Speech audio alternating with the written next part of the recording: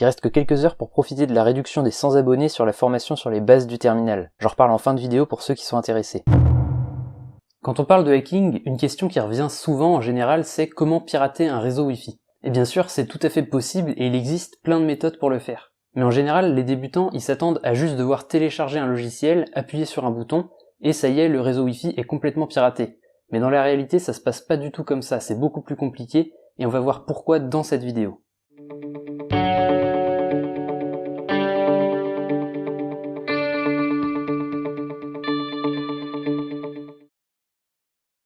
Déjà, un réseau Wi-Fi, il est protégé par un protocole de sécurité.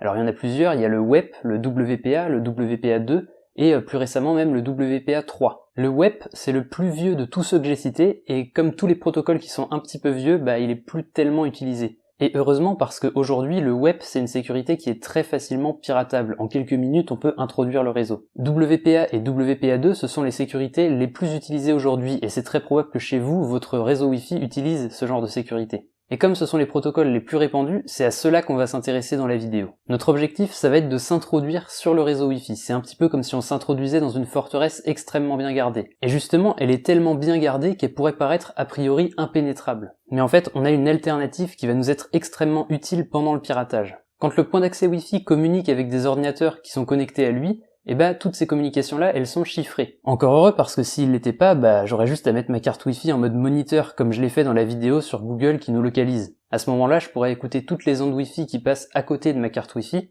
et je pourrais entendre tout ce qui se dit dans le réseau sans même y être connecté. Mais il existe certains paquets qui sont pas chiffrés pour permettre au réseau de fonctionner un petit peu plus facilement. Ce sont des paquets qu'on appelle les management frames.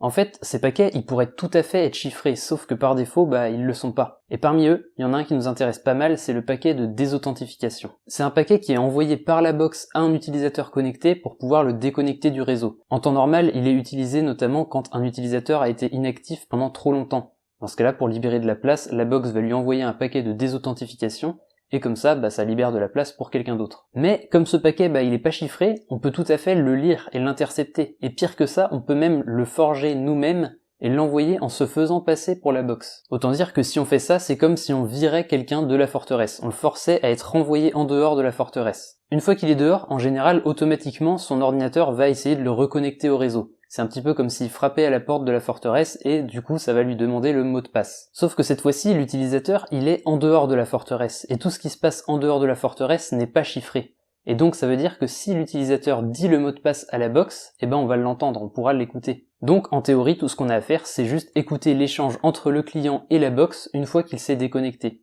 Y a rien de plus simple. Sauf que dans la pratique, c'est pas si facile que ça. En fait, la box, au lieu de demander le mot de passe à l'utilisateur directement en clair, elle va lui demander de réaliser un challenge avec ce mot de passe. Alors ça peut être plein de choses. En général, ça consiste à passer le mot de passe dans une fonction de hachage. Une fonction de hachage, pour expliquer rapidement, ça permet de passer d'une chaîne de caractères A à une chaîne de caractères B, mais surtout c'est pensé pour ne pas être inversible. C'est-à-dire qu'on peut pas passer de la chaîne de caractères B à la chaîne de caractères A. Donc la box va envoyer un challenge de ce style à réaliser à l'utilisateur, et l'utilisateur va répondre avec la réponse à ce challenge. Mettons que le mot de passe ce soit 1, 2, 3, 4, 5, 6, 7, 8, alors l'utilisateur va devoir réaliser le challenge, il va obtenir une nouvelle chaîne de caractères, et c'est cette chaîne de caractères-là qui va répondre au réseau Wi-Fi. Donc si on écoute l'échange, tout ce qu'on obtiendra c'est le challenge à réaliser et la réponse à ce challenge.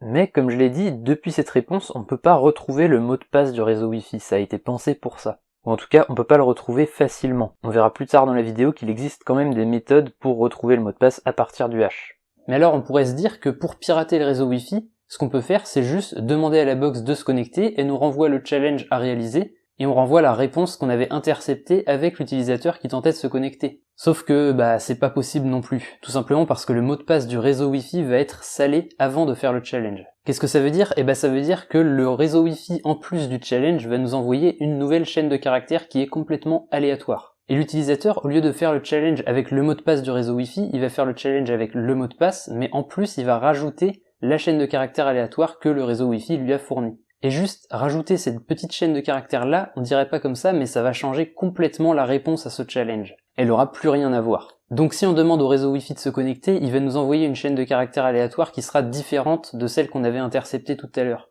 Donc la réponse au challenge sera aussi différente. Donc on pourra pas se connecter de cette manière-là. Par contre, je rappelle qu'on a quand même capturé le challenge, la chaîne de caractères aléatoires et la réponse au challenge. La seule chose qui nous manque en fait, c'est le mot de passe. Donc la seule chose qui nous reste à faire, c'est de tester de faire le challenge avec plein de chaînes de caractères aléatoires jusqu'à tomber sur la même réponse que ce qu'on avait capturé. C'est une méthode qui s'appelle le brute force et ça peut prendre assez longtemps, plusieurs milliards d'années suivant la complexité du mot de passe. Mais ma petite astuce personnelle, c'est que c'est une méthode qui marche beaucoup mieux sur les points d'accès Wi-Fi mobile quand on fait un partage de connexion avec son téléphone portable.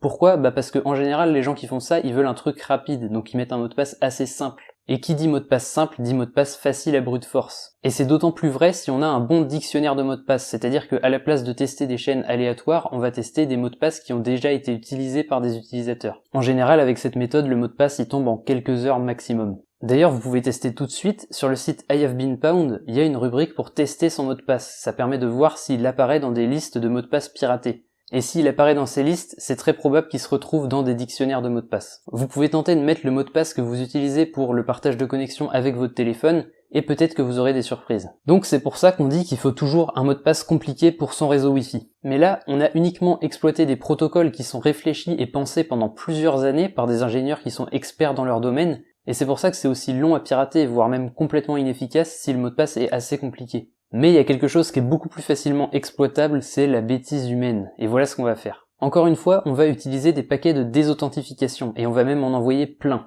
Imaginons qu'on pirate une box qui s'appelle MaBox. Dans ce cas-là, ce qu'on va faire, c'est qu'on va créer un point d'accès nous-mêmes qui s'appellera aussi MaBox. Sauf qu'on va pas y mettre de mot de passe. Ensuite, on va envoyer plein de paquets de désauthentification à une personne qui est connectée au réseau. Comme ça, il sera déconnecté de la box en boucle et il verra qu'il aura un problème d'internet, il pourra plus accéder à ses sites web. À ce moment-là, comme toutes les personnes qui ont un problème d'internet, il va aller dans le coin Wi-Fi.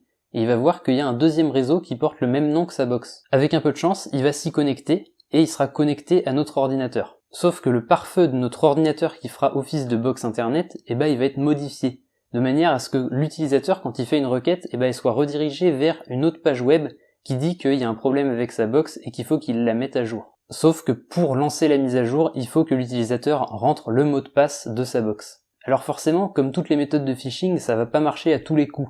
Mais quand ça marche, on obtient le mot de passe en clair, on n'a pas besoin de passer 10 ans à le craquer. Comme on l'a vu, c'est pas aussi simple que ça en a l'air de pirater une box internet. Je sais qu'il existe d'autres méthodes avec le WPS notamment, mais ça marche pas sur toutes les box, il faut qu'il y ait le WPS d'activer. Je vais pas en parler dans cette vidéo parce que j'ai pas envie qu'elle devienne trop longue, mais si vous voulez que je la vulgarise dans une autre vidéo, n'hésitez pas à lâcher un petit pouce bleu, à commenter et à vous abonner. Ça me fera comprendre qu'il faut que j'en fasse une. Vous pouvez aussi me suivre sur les réseaux sociaux, Twitter et Instagram, les liens sont dans la description. Pour ceux qui veulent s'intéresser un peu plus au hacking et qui veulent commencer leur apprentissage même grâce aux bases du terminal, je vous invite à profiter de l'offre qui est dans la description, ça dure jusqu'à demain soir. Ça donne accès à une méthode d'apprentissage unique basée sur les flashcards, c'est-à-dire qu'à la fin de chaque vidéo de la formation, tu vas recevoir des flashcards, et ces flashcards, elles vont t'aider dans tes révisions. Tous les matins, quand tu vas te connecter sur hackintux.fr, le site va te donner directement les flashcards que tu dois réviser, et ça va te permettre de pas oublier directement ce que tu as vu dans les vidéos. Ces petites séances de révision, elles se font vraiment rapidement, ça peut se faire dans le bus, dans le lit avant de se coucher, vraiment n'importe quand. L'important c'est juste de le faire régulièrement, tous les jours c'est bien. Le premier lien dans la description donne 50% de réduction pour cette formation,